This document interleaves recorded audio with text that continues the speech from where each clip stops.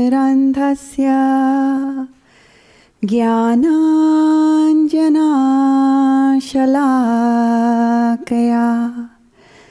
चक्षुरुन्मीलितं yen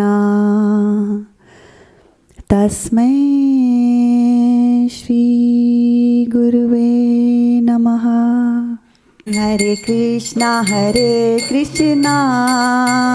Krishna Krishna Hare Hare, Hare Ram Ram Ram Hare Hare. Hare Krishna Krishna Krishna Hare Hare, Hare Ram Ram Ram Hare Hare. Hare Krishna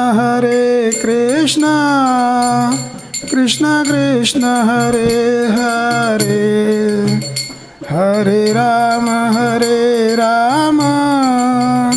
Ram Ram Hare Hare. Go Premanande, Hari Hari Bol. So welcome everybody one more time, to those who are in the room as well as those who are watching us online. So today is Wednesday and we have the Wednesday evening Bhagavad Gita class. So before I go into the class, I have a question for the audience. So why are we here in the temple today? Any thoughts on that? Any answers to that? You just felt that you should be here? That's a very good thought. That's a very good consciousness, actually. Anybody else would like to share? We are broadcasting this, so anything that you need to say needs to go on a microphone. Otherwise, people online won't be able to listen. They'll miss out and they will guess. So the suspense will be gone. What happened to the microphones? Okay, yeah. Keep a microphone with you. Thank you. Learn about the concepts in Bhagavad Gita class from experienced people. All right, you have come here to learn Bhagavad Gita class from people. I've dropped the experience part of it because I don't think that I am that. And okay, any other things? Anything special about today? I'm here to experience a different sense of self. So a different sense of self here? Very good, very good. Okay. Anything else special about today?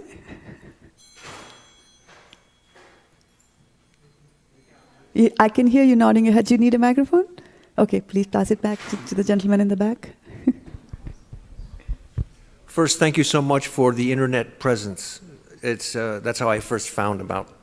Oh, awesome. So the thanks should go to those in the broadcast. That's real valuable. Gopal, Thank you so much, Prabhu. Yeah. And so finally I figured, well, I wasn't that far. I was over in Gilroy. And let's see it in person. Thank you very much. Wow, awesome. Very good. So very nice reasons to be here. And I just wanted to add one more on top of it, that today actually is the festival of Diwali. It's the holy festival of Diwali. And so everybody in the class knows what is Diwali? Okay. So I'll spend a little bit of time, explaining what Diwali is. So it's a very, very famous and a very well-loved festival in India. And of course, it's now celebrated here as well in different parts of the world. And so the story of Diwali, or the origin of Diwali, actually goes back to the millennium, which is known as the Treta Yuga. So we have 4 millenniums. We have Satyuga, we have Treta, we have Dwapar, and then we have the current millennium in which we are living, which is the Kali Yuga.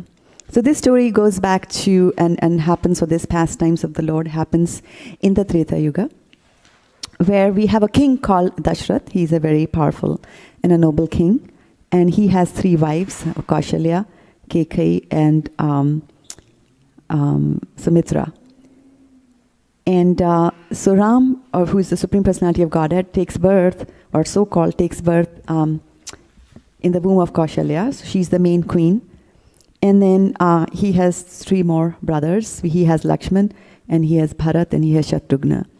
So Bharat is born to one of the favorite queens of King Dashrath. Her name is Kekai. And so Ramchandra, because he's Supreme Personality of Godhead, so he was very much well loved by the citizens as well as the family members and anybody who came in touch with him. So everybody wanted Ram to succeed his father in being the king of Ayodhya.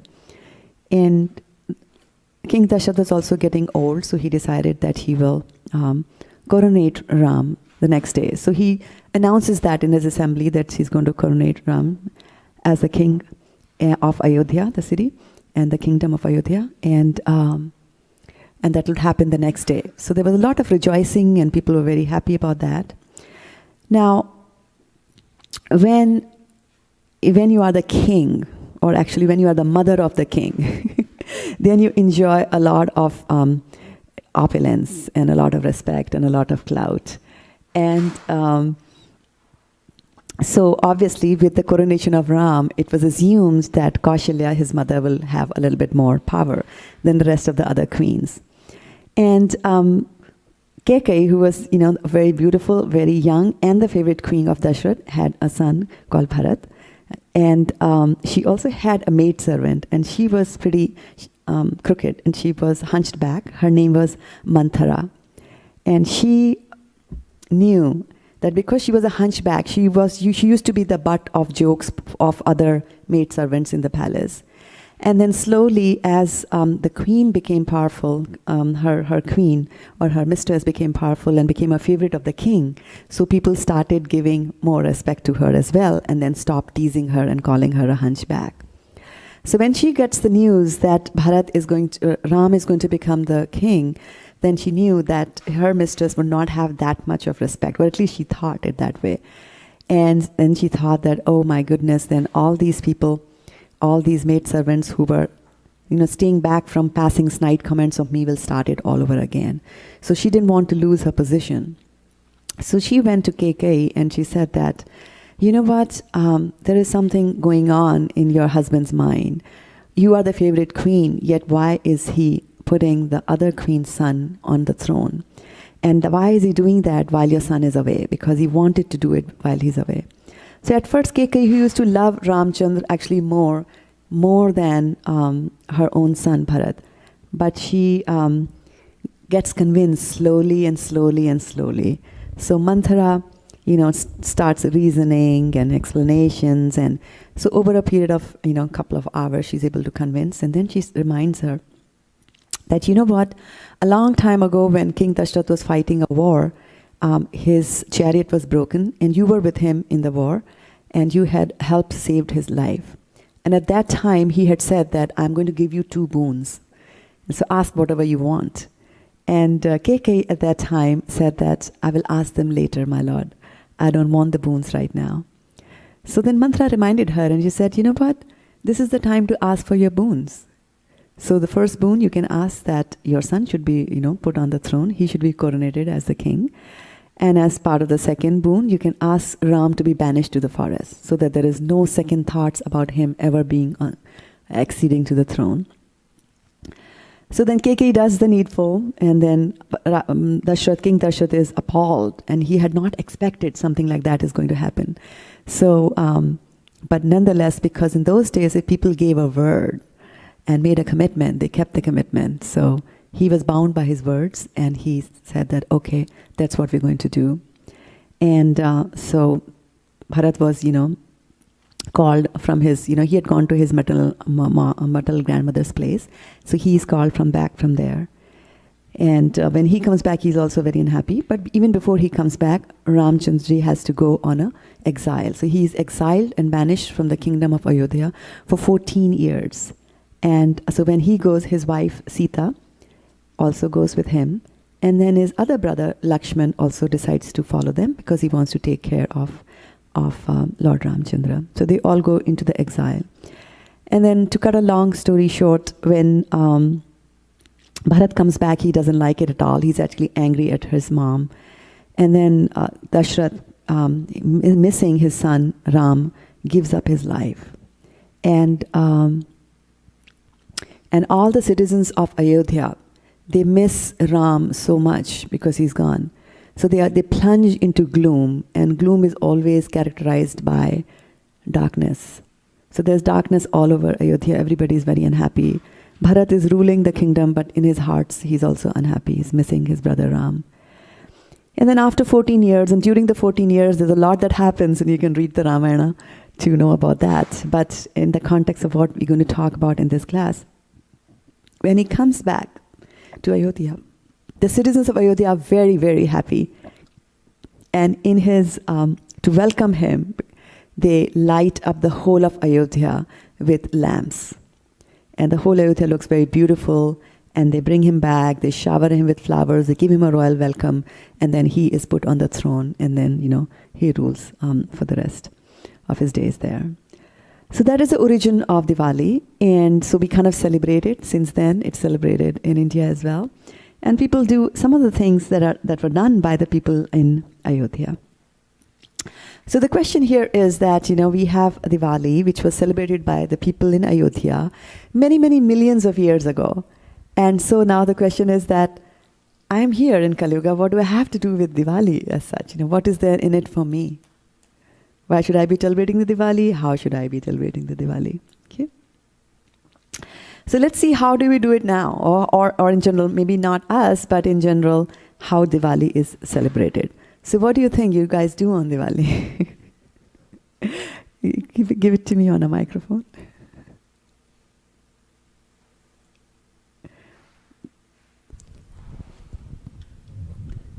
You do something, Anshu? Crackers. What do you do with crackers? we burn crackers.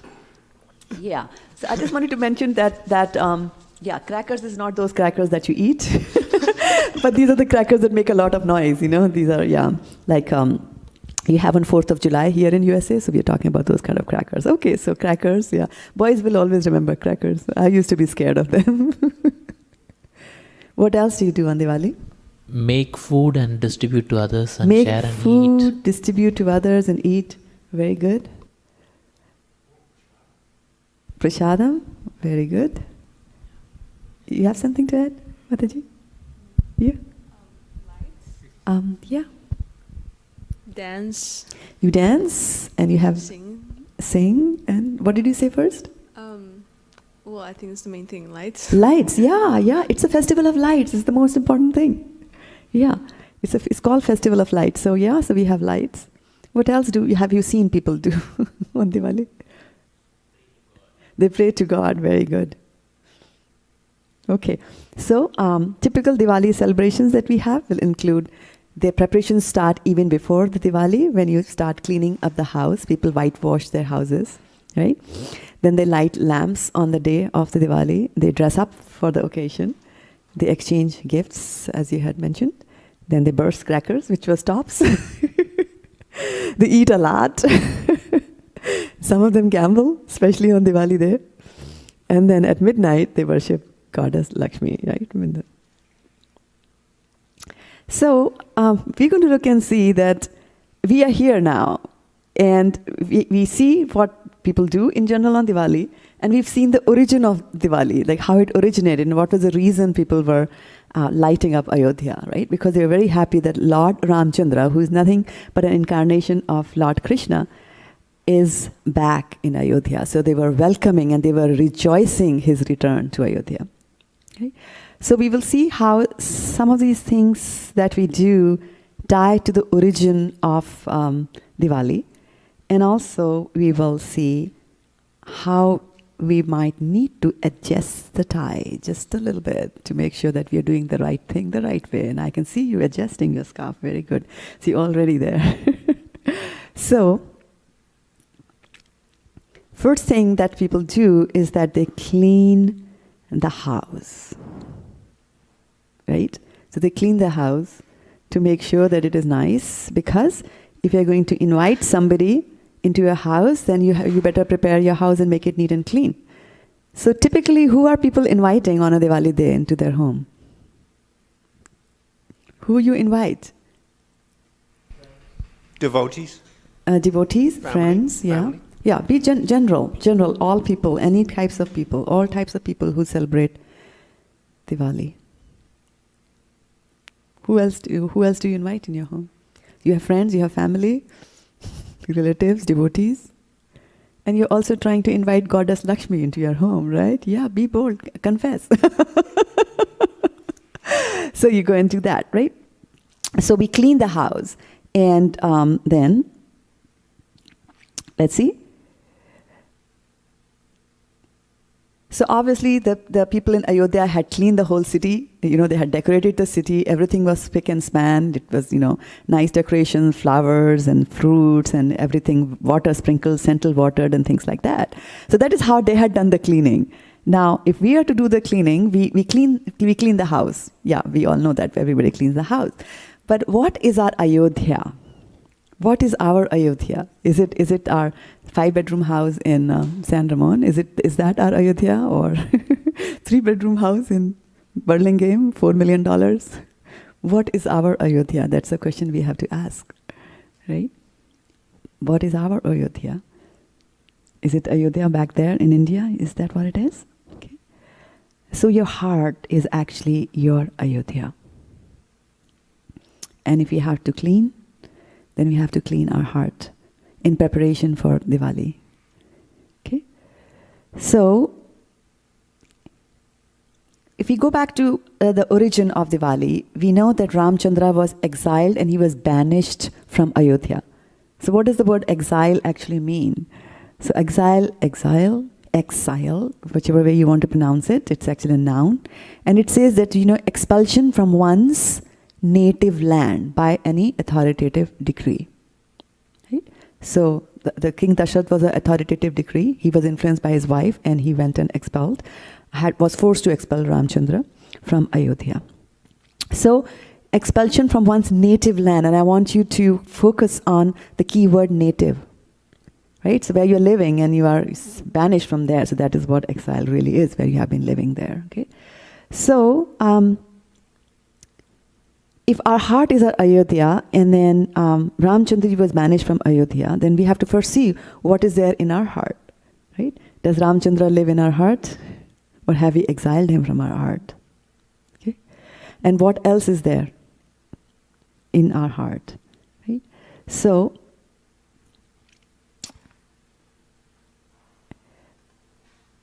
what do you think is in your heart? What does our heart contain? I mean, I know, when I grew up, I knew it had 4 compartments: the left ventricle, the right ventricle, the left auricle, the right auricle. There was aorta, there was pulmonary artery, there were veins and things like that. There is the super soul, very good. There's a super soul in the heart. And he is a form of Vishnu, a form of Krishna, right? So we do have Krishna or Rama in our heart. So we cannot banish him from our heart. We might say that we have exiled Ram, but you cannot, it is not possible for you to banish him. He's kind of like the mom that follows the child everywhere.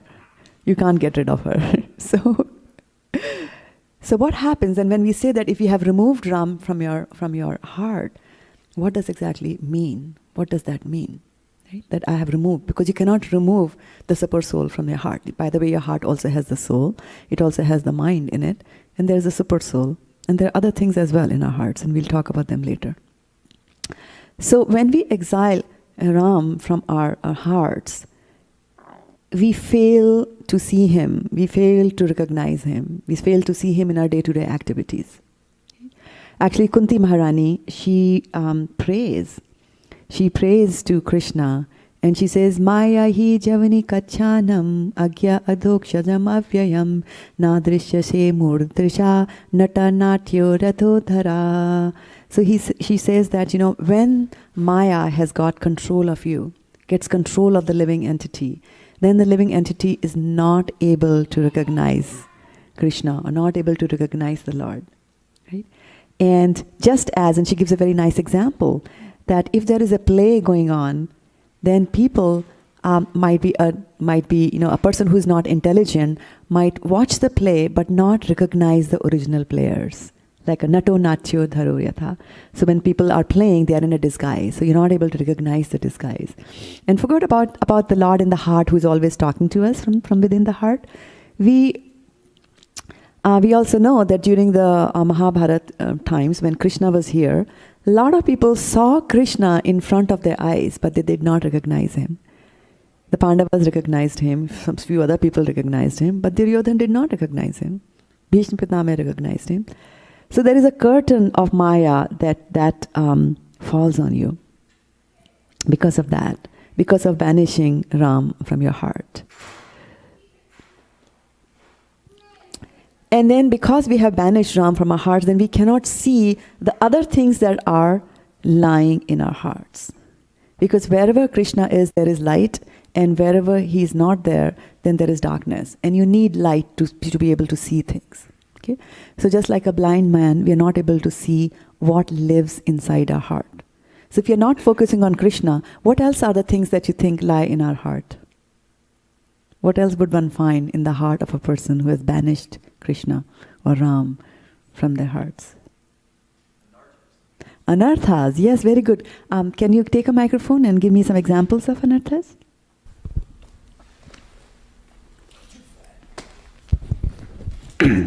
Yeah, anarthas. So there's all sorts of dirt in our heart. Greed, lust, anger. Every single unwanted bad quality is there. In varying degrees. In various degrees, and we don't see that. And we don't see that. It comes so naturally to us. Because this lust, anger, and greed has been with us for many, many millions of births that we have taken. So it's kind of become a second nature for us to not even see that. Okay? And lust, anger, and greed, as you very rightly mentioned, are actually gateways to hell. They take you to hell. And actually, of the lust, anger, and greed, which one do you think is the most common anartha? Is it lust or anger or greed? Lust, one would think lust. Huh? Actually, I also used to think that it is lust, and which is desires. But Vrindavan Priya Prabhu took a wonderful class on Vedic cosmology this Saturday, where he was defining the hellish planets. And so he said that if you count the number of hellish planets that are there, and so these hellish planets are actually designated. Now, today's Diwali, I'm talking about hellish planets, but anyway. So these hellish planets are each one of them will cater to a particular anartha that you have. So it'll rectify a particular anartha once you reach there. So the number of hellish planets that handle anger is actually the largest in number. Yeah, I was also very surprised. I was very surprised by that, yeah. And then lust and then greed, yeah. Can you ask the question on the microphone, because people online won't be able to hear you? Did Krishna say to Arjuna that lust is what drives this world, the material world? Yes, lust drives the material world. It's lust only, Arjuna. He says that, yeah.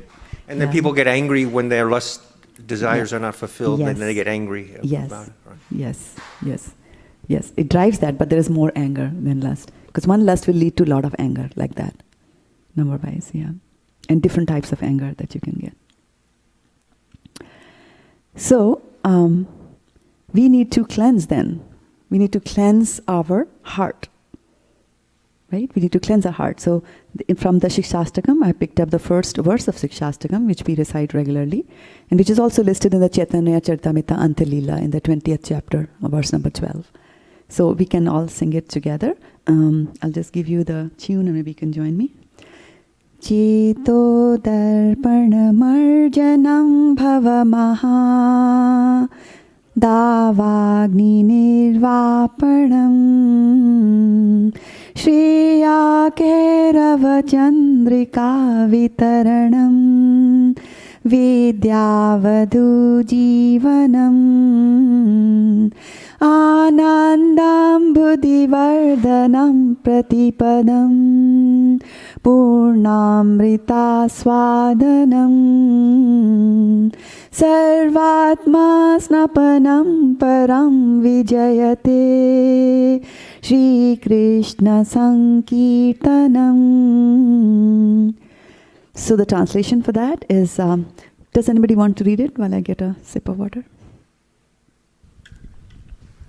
Let there be all victory for the chanting of the holy name of Lord Krishna, which can cleanse the mirror of the heart and stop the miseries of the blazing fire of material existence. That chanting is the waxing moon that spreads the white lotus of good fortune for all living entities. It is the life and soul of all education. The chanting of the holy name of Krishna expands the blissful ocean of transcendental life. It gives a cooling effect to everyone and enables one to taste full nectar at every step. All right. So questions. Thank you so much, Mukharinda Prabhu. So first question. So what detergent you will use to cleanse your heart? The Maha Mantra. If you don't speak on the phone, you don't get any marks. The Maha Mantra. Yes. So you'll chant the holy names of Lord Krishna.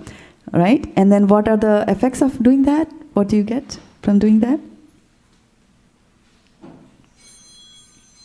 You can look at the words, the translation.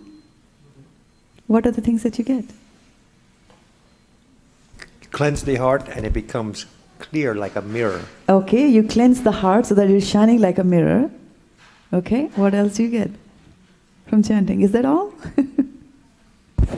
To stop the miseries of blazing fire of material existence. Stop the miseries of material existence. Can you give me an example of a misery?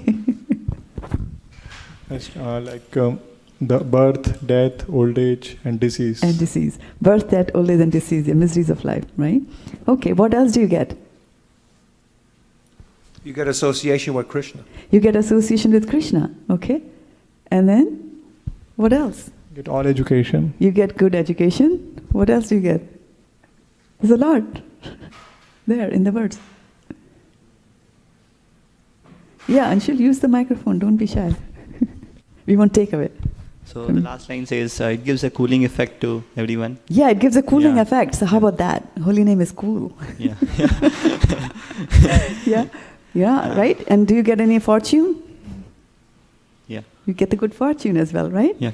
Yeah. So we worship Lakshmi, the goddess of fortune, on Diwali. Here's another way to get good fortune. Chant the holy names of the Lord.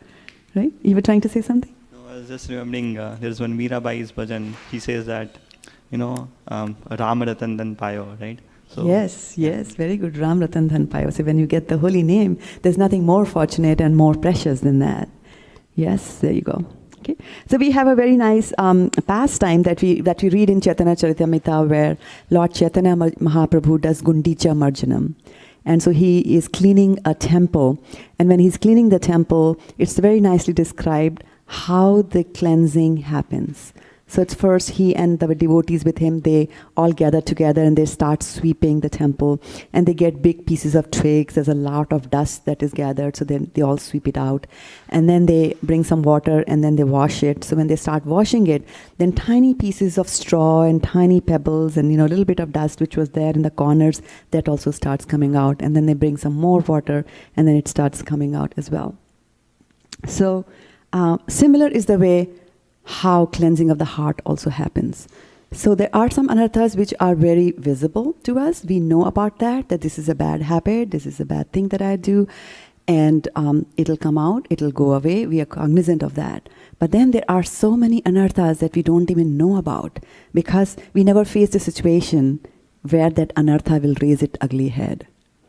So we have to be careful all the time and keep cleansing the mirror of our heart all the time. Otherwise, some dust will settle. There's some subtle dust already there that we don't know about. So keep on cleansing it, keep on cleansing it.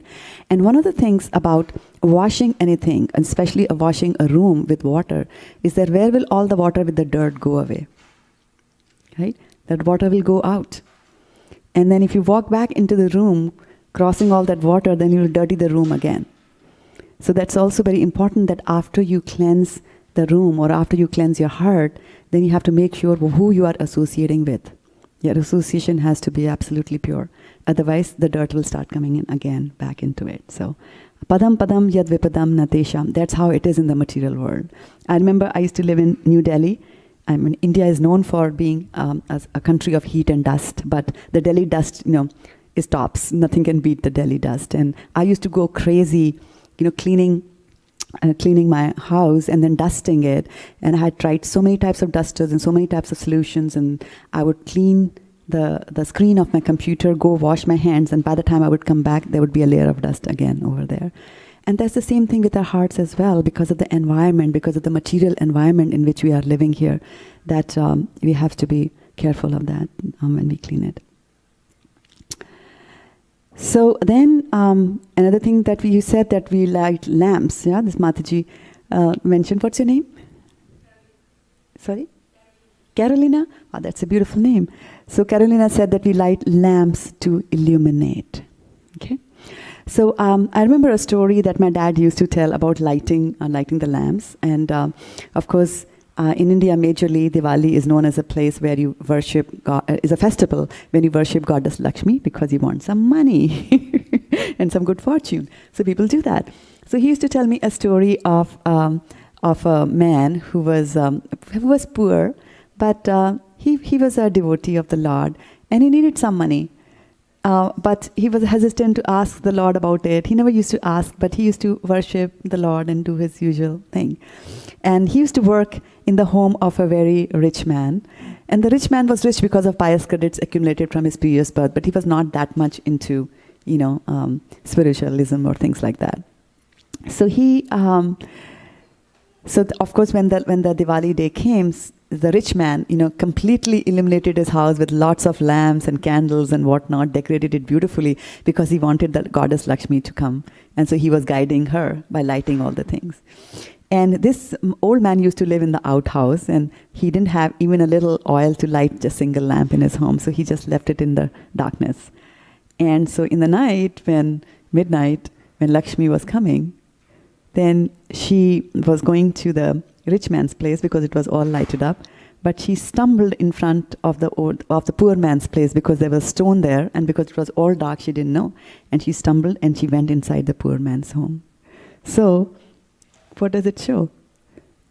Right. So that is that so much so is the efficacy of just lighting a lamp for bringing the Lakshmi into your home. What we should actually be trying to illuminate is the whole world. And that illumination is something that Srila Prabhupada did when he came to USA at the old age of 69, and to spread Krishna consciousness to the entire world. He started with America, and then for the rest 14 years of his life, Prabhupada circumambulated the entire globe about 12 times, setting up about 100 temples all over the world, translating about 200 books into English language, having 5,000 plus devotees, and setting up, he actually converted hippies. I mean, people would used to ask, like, what animal is a hippie? So they were not even labeled and put into the category of a human being. And Prabhupada converted them into devotees, pure devotees of the Lord. So that's the kind of illumination we are looking at. So on this wonderful occasion of Diwali, let us give a round of applause to Srila Prabhupada. Srila Prabhupada ki! Jai Prabhupada, Jai Prabhupada, Prabhupada, Jai Prabhupada, Jai Srila Prabhupada.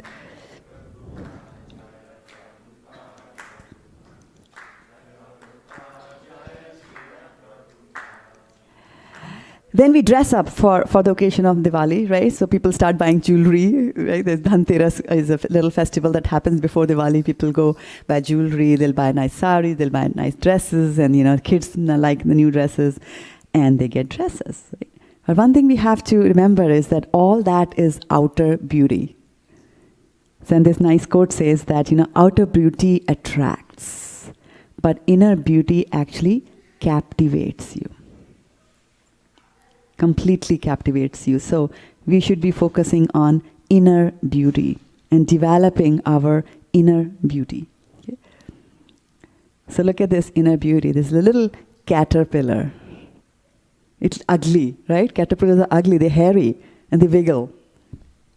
But inside the caterpillar, what is there inside the caterpillar? There's a beautiful butterfly. So that's the inner beauty we are talking about. And the good news is that inside of us, inside this body, is the soul, which is very beautiful. And in the Bhagavad Gita, Krishna tells Arjuna that, some see this soul as amazing, some describe this soul as amazing, and some, even after seeing this, do not understand the soul. So that's how the soul is. And that's because it's beautiful inside. So another one which I liked was that beauty isn't about having a pretty face. It's about having a pretty mind, a pretty heart, and most importantly, a beautiful soul. So the soul is beautiful, but the problem is that it is covered all over with the dust of false identification that I am this body. So when it comes to dressing up, right? So we have to dress up, and now we know the real meaning of dressing up. We are saying that, fine, externals doesn't matter, whatever it is, but internals really matter. So you have to dress up inside out, so to speak. The insides have to be dressed up, and the outside, it doesn't matter. Actually, one of the verses in Nectar of Instruction says that just as the waters of the Ganges, during the rainy season, they become full of bubbles, and they become very muddy and look very dirty. But those who are knowledgeable, they know that the Ganges is still pure, and they go and still dive into the Ganges water. Similarly, when we are looking at devotees, we never look at the externals, we always look at the internals. And we never come to see a devotee, we actually come to hear the devotee and what he's going to say there, right? So when it comes to dressing up, most of us would dress up external, and the reason for that is we dress to please, If we feel happy, I've got a new sari, I've got some new dress, I'm looking so beautiful, and so on and so forth. So this is a nice little verse from Chaitanya Charitamrita, which I just brought up over here. It says, Atmendriya priti vancha tare bali kama, Krishnendriya priti icha dhare prema nama. So what we are saying is that we have got this tendency to enjoy, and this tendency to look beautiful externally is because I want to be the enjoyer. I want to enjoy everything. And so that's why I do various kinds of things to think that I'm enjoying here. Right? But this process of trying to satisfy our senses is never going to end, because senses are like a fire. And when you try to satisfy the senses with anything that you do, eat something nice or drink something nice or put on something nice or see something nice like that materially, then all that you're doing is adding a little ghee into the fire. And you can keep on adding little spoonfuls of ghee into the fire. The fire will never be extinguished. And that is the property of our mind as well. That, whenever you get anything, it wants some more. Like if I were to tell you that, you just won $1 million lottery today, you'll immediately start thinking what you're going to do. And within 10 seconds, the $1 million will be spent. Right? And then you will say, dang, I should have won $2 million. 1 million is not enough. That's the nature of mind. It expands all the time. So similarly, when you try to satisfy our senses, we are never going to be satisfied. Atmendriya priti. Indriya is senses. So if you try to have love for satisfying your own senses, it's not going to take you anywhere. So our love should be, our priti should be for satisfying the senses of Krishna. So if you're dressing nicely and you have come to the temple, dressed up very nicely, then the idea should not be that all the congregation members should come and say, oh, you're looking very beautiful, you've got beautiful jewelry, where did you buy it, how much is this, and things like that. You are dressing and coming to the temple because Krishna, you're presenting yourself to Krishna, and Krishna will be pleased to see you dressed nicely. So that's the kind of, the modus of operandi in which we do our carry out our activities. So this verse says that the desire to satisfy one's own senses is kama or lust, which was listed by Prabhuji as one of the gates to hell. And the desire to please the senses of Krishna is actually prema. So that this true prem. And when we sit down to chant our rounds, every morning we do the 10 offenses, and then in the end we just say that, vanchakalpatrubhyasa, we say, we offer our obeisances to all the devotees, and we say they are desire fulfilling tree, and they will help us get our ultimate goal in life, which is Krishna prema. Right? So try to start doing actions to please the senses of Krishna, and that is what real and true Krishna prema is. So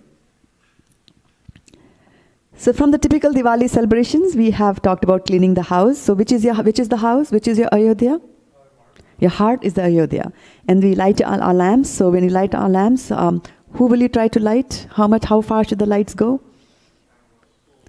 The whole world. Very good, right? And then you will dress up to please Krishna, right? Then what we also do is that we exchange gifts on Diwali.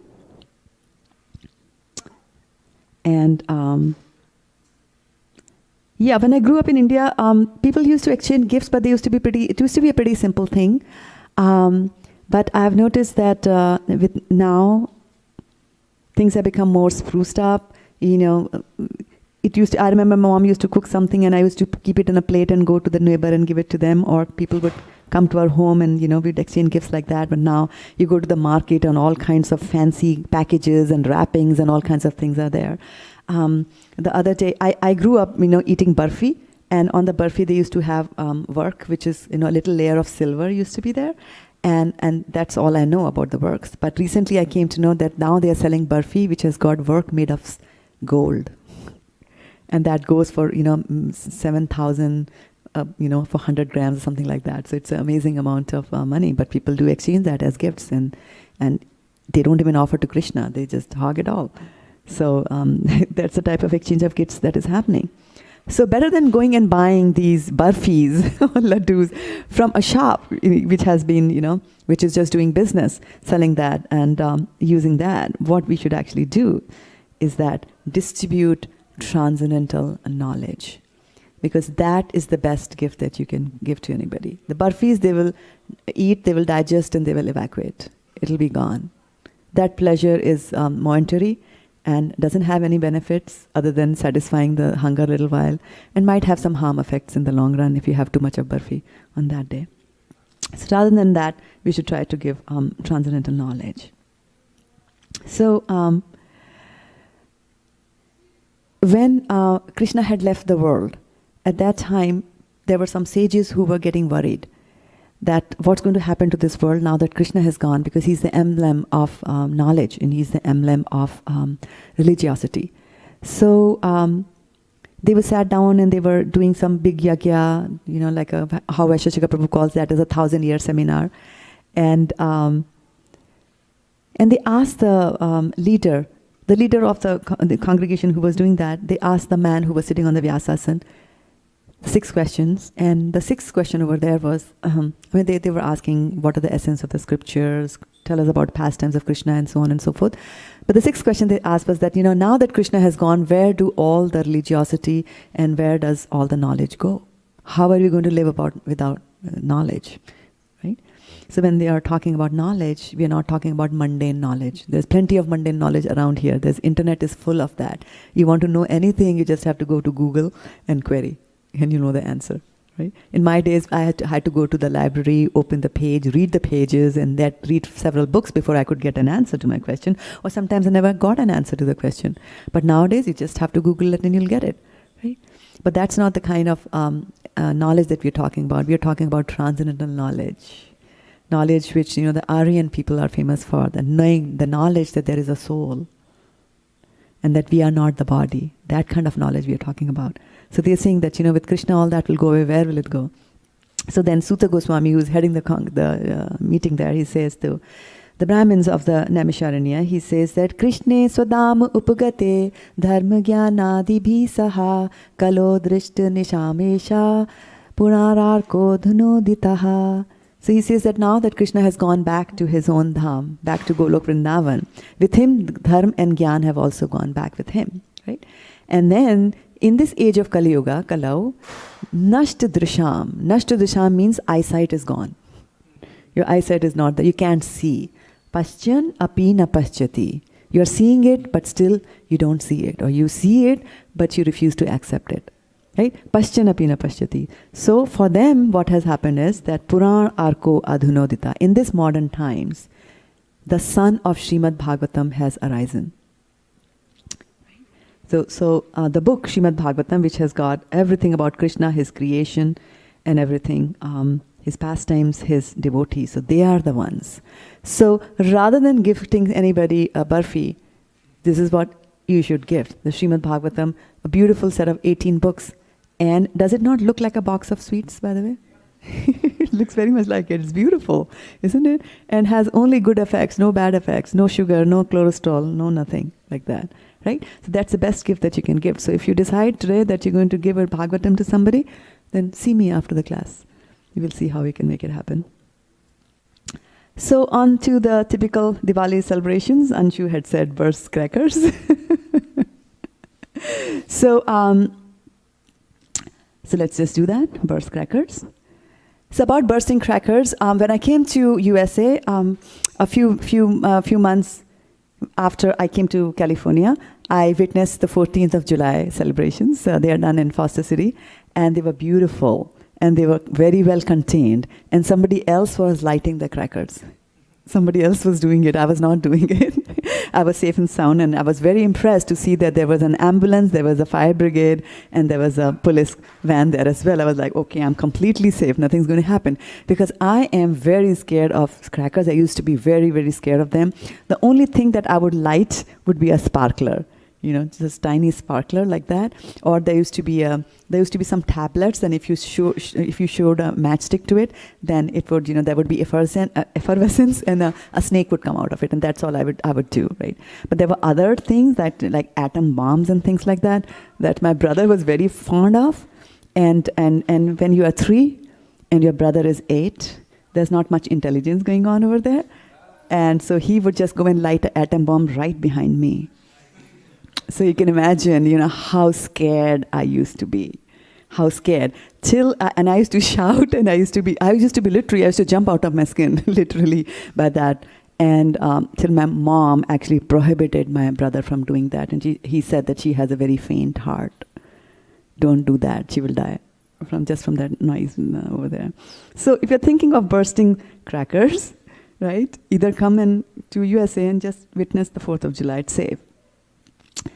Otherwise, check it out whether your heart is strong or you have a weak heart. Right? So my mom was worried about my weak heart and the fact that I might have a heart attack and I might die, and she might lose her child. But I'm talking about a very different kind of weakness over here of the heart, and which is talked about in Bhagavad Gita 15:20, verse in the purport Prabhupada talks about there are 2 weaknesses of the heart. The first weakness of the heart is a desire to lord it over the material nature, attachment to matter, and the possession of matter. And actually, when in the beginning of the Bhagavad Gita, when Arjun is kind of chickening out and he says that I don't want to fight the war, and he gives a very long justification of why he should not fight the war. He talks from the angle of compassion. He talks from the angle of projects being left around, and how can you create relationships and so on and so forth. Society, social norms, everything. He gives all kinds of examples as to why he should not fight, and then he goes. He keeps aside his famous bow and arrow, the Gandiva, and goes to the back of the chariot, and he says, and falls silent. So for whole of one chapter, it's just Arjuna talking. And then when Krishna speaks in the second chapter, he says, Kutashva kashmalam idam vishamesham upastitam anarajistam asargam akirtikaram Arjuna. He says, from where has all this dirt come into you? So all these kind of things that he was talking about, Krishna was classifying this as dust.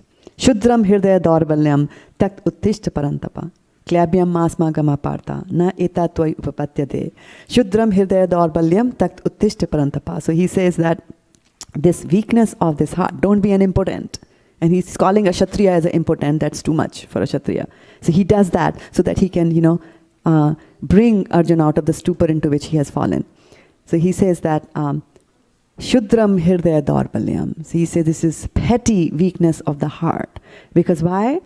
Because Arjun was also talking about his desire to lord over the material nature. Because he was saying that Kinno bhogan rajenya, that after even if I win this war, how will I enjoy the spoils of the war? With whom will I enjoy the spoils of the war? Because all my relatives will be dead. So when you get something nice, you want to enjoy it and show it off to your friends and neighbors and relatives. So that desire to lord it over the nature is there, that I want to be the controller. And then, so with that desire to lord it over the nature, then you will get attached to it.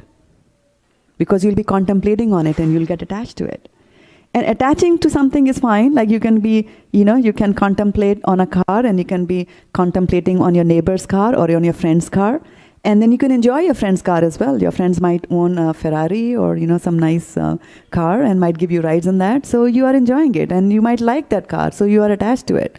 But then after some time, what happens is that you want to now possess that car. So that's another weakness of the heart. That you get attached to the matter and the possession of the matter as well. And then Krishna says in 15th chapter of the Bhagavad Gita that asanga shastrena dhirnena chitva. That's through the weapon of detachment. For the weapon of detachment, you have to get over this weakness of the heart. But the thing is that, from where will I get the weapon? Detachment. It is such a difficult thing. If you have attachment, it's very, very difficult to detach. And actually, that is the reason that death is so painful for us. Otherwise, what is there? Utkramantam sitam vapi bhunjanam ya gunanvita. Utrakramantam means that, you're just stepping out of the body. That is death. What is so difficult? Don't we step out of the room every day? We step out of the elevator, we step out of the car, we step out of the door. Why is it so difficult to step out of this body? What is it that is tying me to the body? All the attachments that are there, that is making us there, attached to it. Okay, so how do I get over these attachments? Somebody has to tell me. Somebody has to help me, right? So we have to cry and say, help me, I need help. And how do you cry? Ask for help. How do you do that? Hare Krishna, Krishna Krishna, Hare Hare, Hare Rama, Rama Rama, Hare Hare. That was not good enough for a Diwali. Give me like a cracker type, atom bomb type of Hare Krishna. All right. Hare Krishna, Krishna Krishna, Hare Hare. Hare Rama, Rama Rama, Hare Hare. All right, that was good. Yeah, that was a Diwali cracker. Atom bomb, 6 inches. He used to threaten me that he would burn a 12 inches cracker behind me. Atom bomb behind me. He never got to it, but though. So eliminating the heart. Right, so we need to eliminate the heart which has got all these dust and which is weak, and we will give it some energy. So give it some light energy, like how when a child is born premature, like my daughter was born premature, so they used to put her under lights. So so similarly we need some light to be there, and so we'll go to the source of all light, which is Krishna. So Krishna here in the 10th chapter of Bhagavad Gita, and this is one of the Chaturshloki Bhagavad Gita, the 4 shlokas of Bhagavad Gita, which are the essence of Bhagavad Gita, and where it says, Tesham evanukampartha aham agyanajam tama nashyami asma bhavosto jnanadipena bhashata. So bhashvata. So what Krishna does is that as a special mercy, as a first special mercy to the stupid soul who's so caught up in entanglements and desires and things like that. As a special mercy to the soul, what he does is that he brings him out of the ajnana jam tamaha, from the darkness of ignorance. And what is the biggest ignorance? Biggest ignorance is not, so yeah, please belt it out on a microphone. I am the body is the biggest ignorance. I am the body is the biggest ignorance. Let's give him a round of applause for catching that one today. So aham ajnana jam tamas. So he will, as a act of mercy on you, he will pull you out of that darkness of ignorance, right? And how does he do that? How is he going to kill all that? Nashyami. How is he going to destroy all that? Atma bhavostho. He's situated in your heart, and he's situated in your heart as super soul, as you had mentioned. So as the super soul in your heart, he is going to destroy all the darkness by giving you the knowledge that you need. Jnana deepena, with the deepa, with the lamp of knowledge. So the real lamp that you should be lighting on Diwali is the lamp of knowledge, right?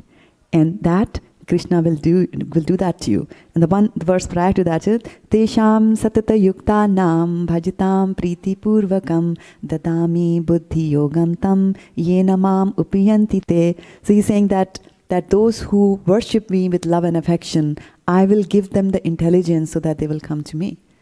But even if you don't do that, now to come to him, you have to go, how will you come to him? You have to go to a society like ISKCON and, reach out to devotees, start coming to a temple and go and do that, right? Or take initiation from a spiritual master, and that's how you'll get some knowledge. But then he's saying that, if you're not even that, if you're not even doing that, then as a special mercy to you, Tesham eva anukampa is mercy. As a special act of mercy for you, I will do it for you. That's why Krishna is your Chet Guru. He will do it from inside the heart. He'll eliminate it and give you the strength that is required, just as you give light to a premature baby. There. And there is a nice story in the Srimad Bhagavatam about how Krishna takes care. In Bhagavad Gita, he declares, he says, Kanteya pratijanehi name bhaktya pranashyati. I take care of my devotees. Right? And he also says that I carry what they lack and I preserve what they have. Right? So this is a story of King Bharat. About after him, we have the name Bharat, Varsha. And he was a very powerful king, very nice king. He had a beautiful wife, beautiful children, and a wonderful kingdom. But he gave up all that because he was a devotee of the Lord.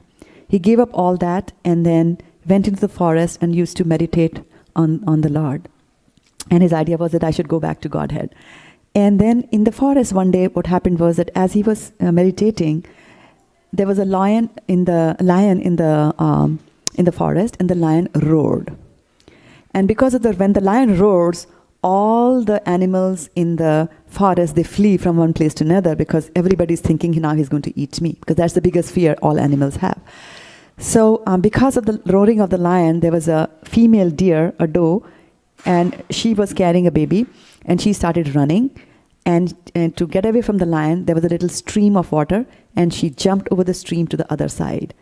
And in that process, like when you're pregnant, you don't do these kind of gymnastics. So in that process, in this trauma, she goes to the other side and she delivers. She hides in a cave, but there she's so exhausted by this act of jumping and running and being afraid of the lion that she goes to a cave. She delivers, miscarries the child, and she dies in the process. Now, this King Bharat is looking at all that, and now he thinks that who's going to take care of this little deer? And he's the king. He has been the controller. So he's gotten into the habit of controlling and getting things done. So, and when you're the king, you take care of everybody in your kingdom. So he still was attached in some sort of way to his previous role of being a king. So he brings the deer to his place, to his ashram, and he starts taking care of the deer.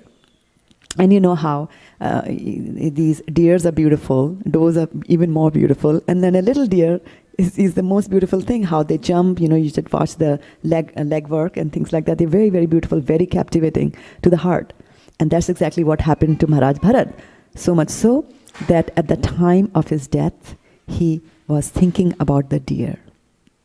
Because the deer had not returned home, and he was thinking that some lion has eaten him. He was worried about that. And so he thought of the deer. And Krishna says, Yam yam vapi smaran bhavam tajyat ante kalevram tam tam evati kanteya sada tad bhava bhavita. Whatever you think at the time of death, that's what you will become. And guess what? He became a deer in his next life.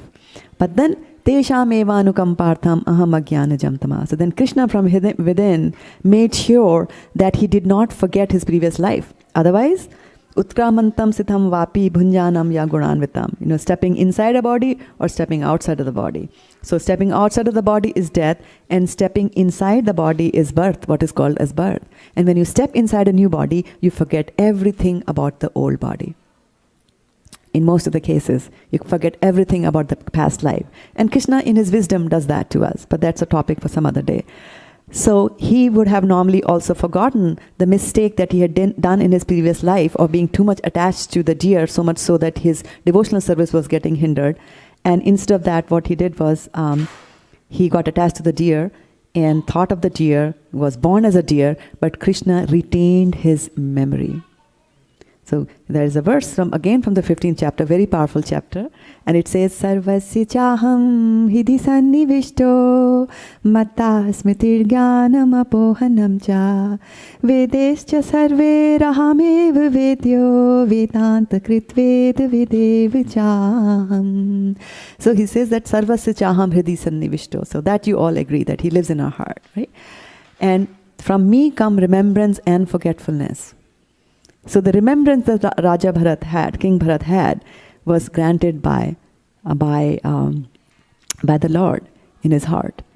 And so he knew his mistakes. So what he did was he refused to drink the milk of his mother and starved himself to death. And he went back to the same ashram where he used to perform his duties. And in the next birth, he is born again as Bharat, with the name Bharat, but he is called Jar Bharat because this time he says no entanglements, no showing off that I am superior, I am controller, nothing like that. It's better, to be thought of by other people as stupid and, not intelligence and dull and, good for nothing and things like that. And let me be just like that. However, in the Srimad Bhagavatam, we also hear about that, the amazing, amazing teachings that he gives to King Rahugana.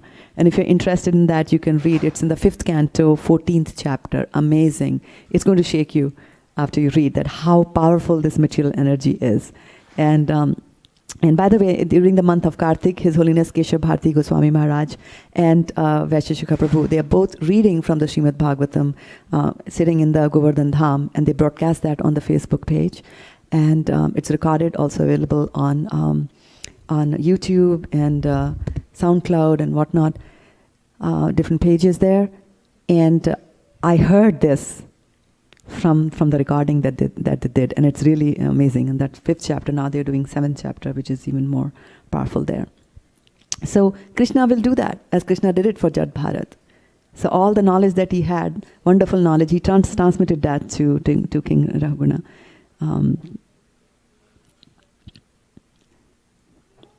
So then what we do is we also eat a lot. On Diwali, we invite people over, we eat, and everything is like, oh yeah, I have overeaten, I've eaten twice, and things like that.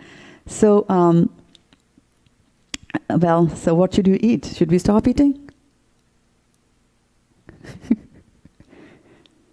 Kumari Leela doesn't like it. So what should we do? Eat prasadam? Yeah. But those who are online won't know the solution. So you have to give it to me on a microphone. Now Smaran Prabhu is going to tell us something? Okay. Eat prasadam. Kamal Shri Mataji says you should eat prasadam. And by the way, I have to tell you that Kamal Shri Mataji is a wonderful cook.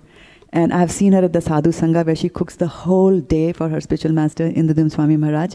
And all the exalted devotees who might just come and knock at the door, and she's preparing food from early morning, 6 o'clock. She misses most of the kirtan there, and she's just focused on making sure that people get wholesome prasadam. Amazing.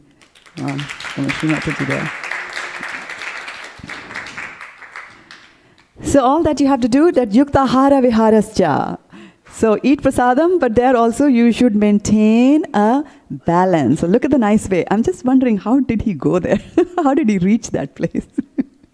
That, maintaining the balance on that small little log that is in the water. But anyway, animals have got instincts to maintain that balance there. Then some people do gamble. I'm hope that nobody in this room does gamble there. And we know, Paschyan api na paschyati, people do gamble. Right? And that you tell them to read Bhagavatam, and they'll say, no, I don't read Bhagavatam, I like Mahabharat. I'm going to read Mahabharat. Okay. But what is there in Mahabharat? The biggest, yeah? So you come to know about the bad effects of gambling from Mahabharat. So what are you reading in Mahabharat if you have not learned that you should not gamble? In the Mahabharata, from the Mahabharata, right?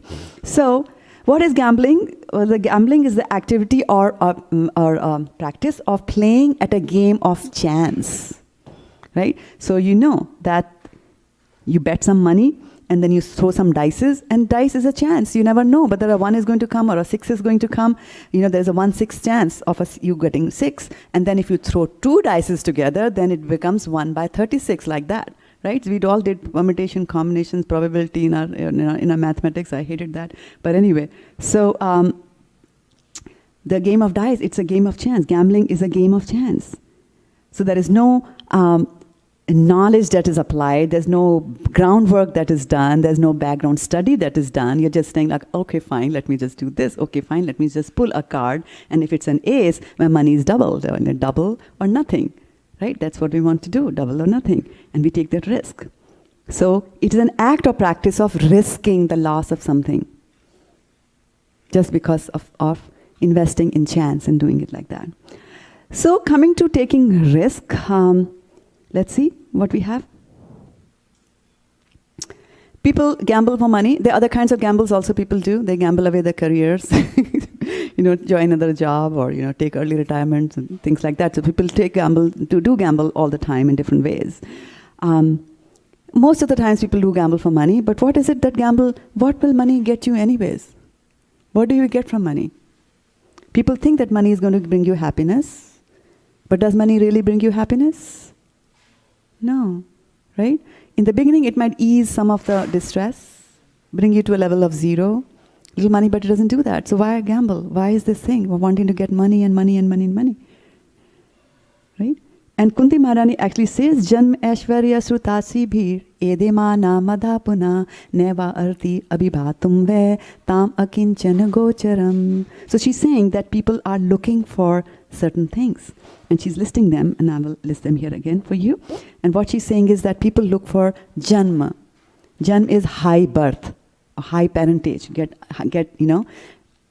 born in the family of United States of America so that you get to marry in the White House, like that. So you want Janm Aishwarya, you want opulence, right? Shruti, Shri Bhir, you want to be famous. You want Shri, you want beauty, right? So she's saying that people in generally want that. But if a person has got all this, then he will not be thinking about Krishna in a very serious manner.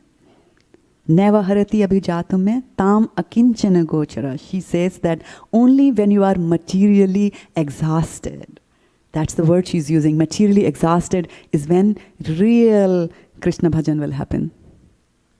Right? So that is the kind of risk that we are saying. That why don't you surrender to Krishna? Surrender to Krishna. Take that risk. Krishna says in Bhagavad Gita 18th chapter verse 66, Sarv dharman parityajya mam ekam sharanam vraja aham tvam sarva papebhyo mokshiyasyami ma suchaha. So he says, surrender. Abandon all varieties of religion, and surrender to me. But surrender is the most difficult thing to do. That's the most difficult part. Like Krishna, you are asking most difficult thing. You are crooked. I can't do it. You stand crooked. Look at him on the altar, right? Threefold bending form. So how do I handle that? Right? I need something lighter. I'm not able to surrender completely to Krishna. I still have attachments. I still have my anarthas. What do I do? I've realized I'm in this situation, but what do I do? Right? So we have a solution that in order for you to surrender to Krishna, you need love of Krishna first. And here is the solution. You'll get love of Krishna from worshipping the one next to Krishna over there on the altar, and that is Chaitanya Mahaprabhu. Namo Mahavadanyaya Krishna Prema Pradayate Krishnaya Krishna Chaitanya Namne Gauratushe Namaha. So here it is saying that Vadanyaya, that you are the most munificent incarnation, and you are Krishna himself. And you appear here as Krishna Chaitanya. And you are Gauratushe Namaha. So Lord Chaitanya is actually Krishna and Radha combined.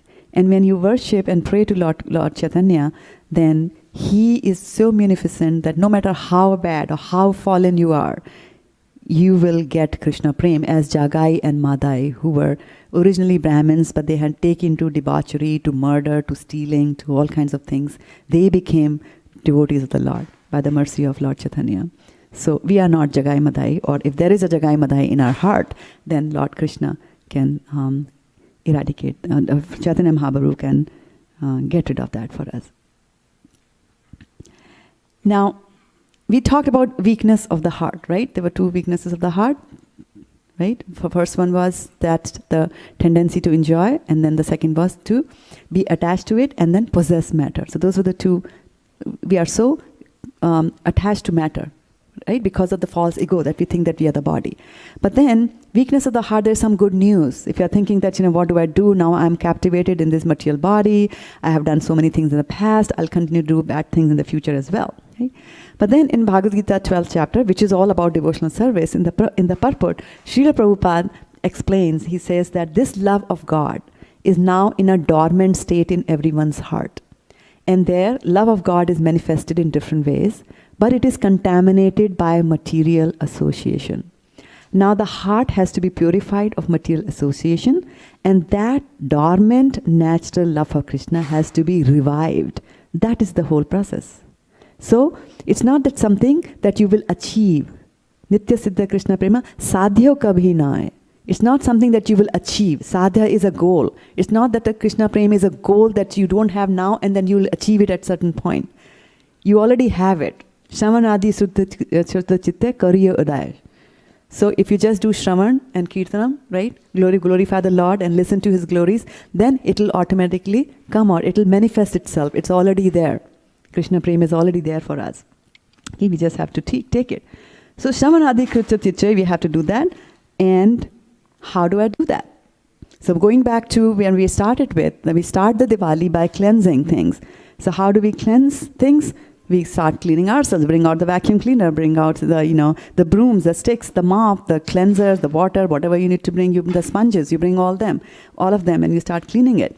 But when things get really dirty, right, then you can't clean it by yourself. Then you have to bring in the professionals, right? You need help. Okay? So because we are blind, we can't see all the dust which is there. We are blind, we can't see that. And if you notice, I have a picture of a blind person over there on the left-hand side. And did you notice that blind men and women, most of the time you see them wearing sunglasses?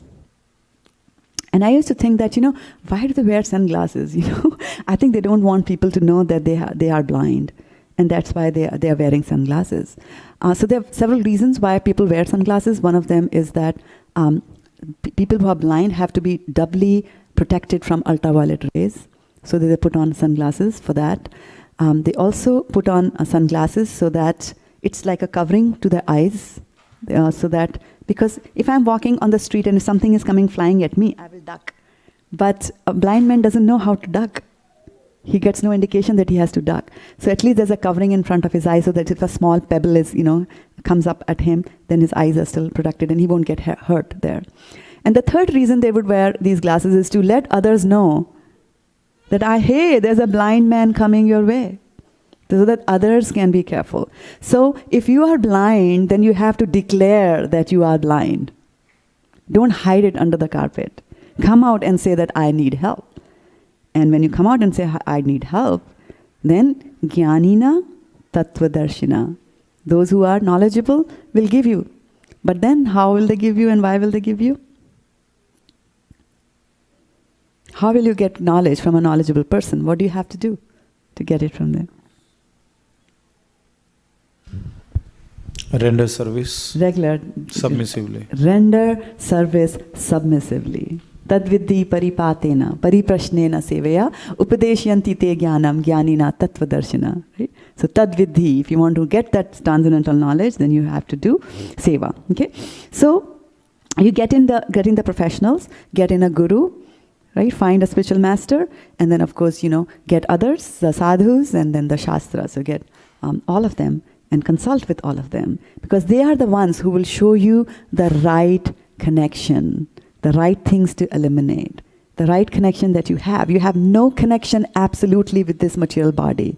You have nothing to do with it, but you have a connection with Krishna, and they will help you revive that connection with Krishna and show you the way back to Godhead. So typical gambling done, then at midnight you worship Goddess Lakshmi so that you get some opulence. That's what most of the people do. I'm not saying that you do it. But where is Lakshmi? See, where is she situated? On the lotus feet, at the lotus feet of Lord Vishnu, and she's massaging his feet.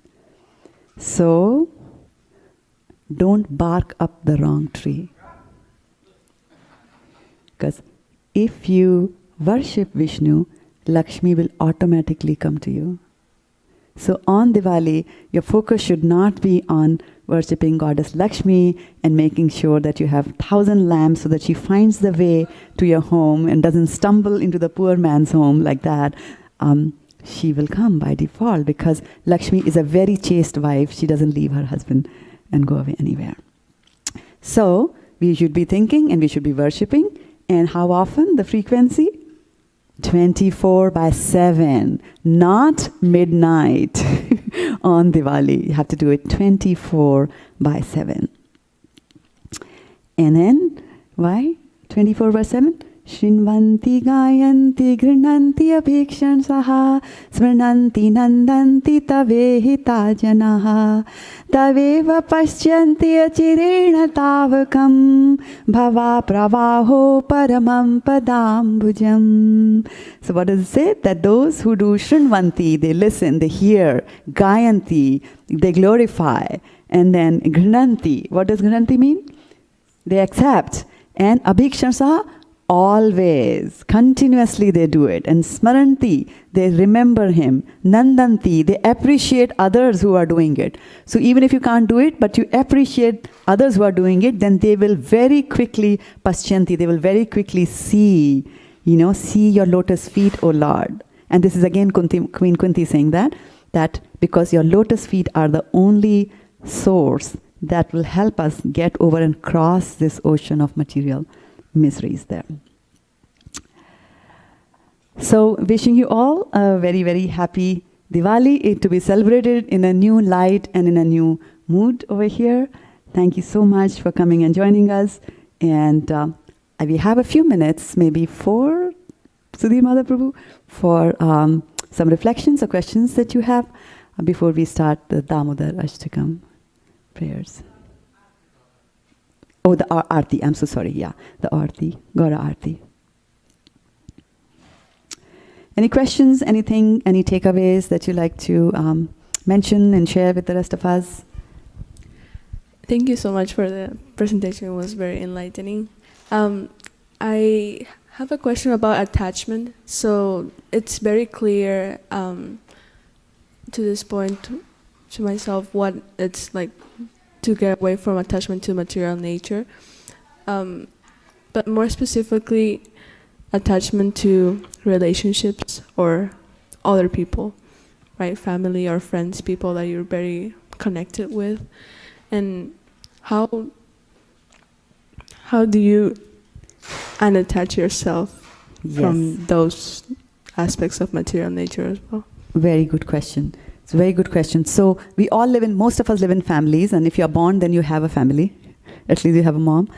And so when we talk about this detachment, and how do we exhibit that detachment, right? So you could be, it's okay to be attached and show that to devotees.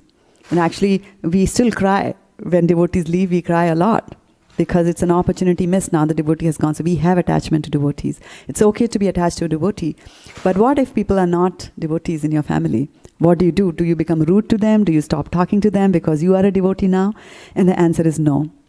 Because it'll hurt them if you behave like that, and it'll only succeed in turning them away from Krishna. And that is not what our mission is. Our mission is to illuminate the whole world.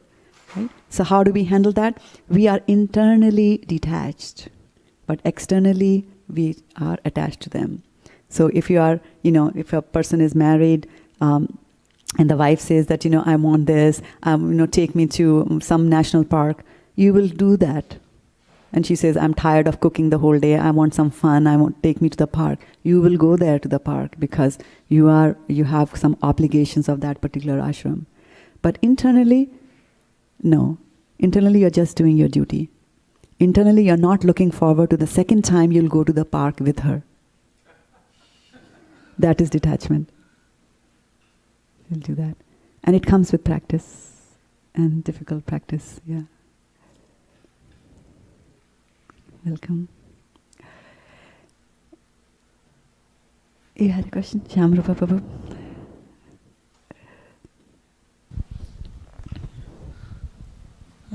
Hare Krishna, thank you for the wonderful lecture. I really liked how you put the Diwali celebration. So what would be some of the things that we should meditate on or pray for on this day of Deepavali? On this day of Deepavali, especially since we are in ISKCON, our highest prayer is always on distributing the knowledge and illuminating the whole world with knowledge. And especially since this is the December, we're all inching towards the December marathon. My prayer always is, and I'm just sharing it for you, is that, oh Krishna, please make me your instrument, that I share your transcendental knowledge that you gave to Arjuna, and that has come down to us through the wonderful disciplic succession with Prabhupada translating that into English for our benefit. Please make me an instrument so that I go and spread it to most of the world to the best of my capacity. That's what I pray for. And in that process, my anarthas will come in my way, and please help me overcome those anarthas as well. That's what I pray. Hare Krishna. Thank you so much, Mataji. What a beautiful presentation. So much efforts were invested, I could say. Earlier in the presentation, you mentioned lust, greed and anger. And I think Prabhuji also pointed out, and you mentioned that Krishna is telling to Arjuna, it is lust only which is the root cause of all evils. So you mentioned initially you also thought that lust is the primary of all the three, but then later from Vedic Cosmology seminar you mentioned anger. So I was still not able to fully reconcile, because if lust is the root, then how is anger ahead of lust? Yeah, so let me clarify. I didn't say that lust is anger is primary. I was doing a number count, right, of the hellish planets. And when you're counting the hellish planets, I was saying that every hellish planet is geared up towards one sort of anartha. So there you will be given some punishments which will help you overcome an anartha. Right? So when you count the hellish planets, the count of hellish planets where you get chastised for being angry is much more. The count of those planets is much more than the number of planets where you are chastised for lust. Okay? So it just means that, you just do it more. You're angry more than the lust part of it. Or if you have got a lust for something, then you will be given some sort of a punishment, and there'll be some planets that will be handling that, and which is fine. X number, counting the numbers, they are sufficient to do that. But when it comes to anger, because lust leads to anger, and it will lead to anger many, many times. So one lusty desire will lead to anger many times, because whenever it is not fulfilled, you will be angry.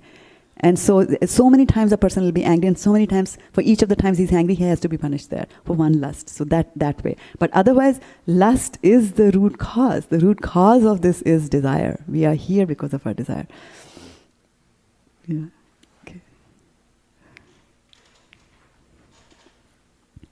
Actually, somebody in one of my earlier classes had mentioned that, is it karma or is it desire that we suffer in this material world? And because of desire, we get this body. But then it still comes back to desire, because the karma is, why do you do anything, good or bad? It's because of the desire. So everything comes down to desire.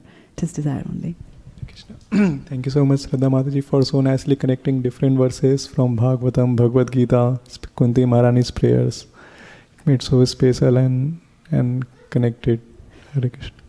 Thank you. Okay, so we are coming close to the Aarti time, and if there are no more questions, then we will stop this class with a big Hari Bol. Give me a Hari Bol. Thank you so much for joining the class, those in the classroom, and all of us who are watching us online as well. Now we'll proceed for the Gaura Aarti. So we'll just clear the area here by keeping away the mats really quickly.